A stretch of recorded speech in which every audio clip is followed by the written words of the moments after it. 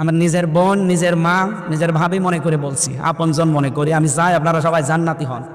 শুধু নামাজ পড়ে রোজা রেখে কালো বোরকা পরে জীবনও জান্নাত যেতে পারবেন না। এই 4টা কাজ থাকাই লাগবে।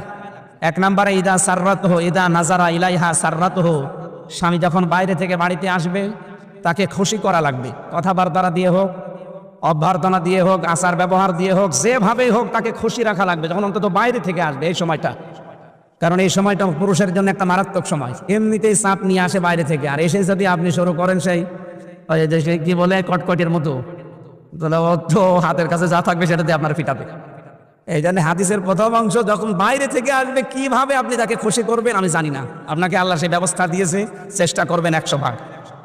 2 নম্বরে ইদা গাবা আনহা হাফিজাতুহু, ও যখন বাইরে যাবে তখন আপনার নিজেকে, আপনার স্বামীর সম্পদকে, স্বামীর সন্তানকে আপনি হেফাজতে রাখবেন।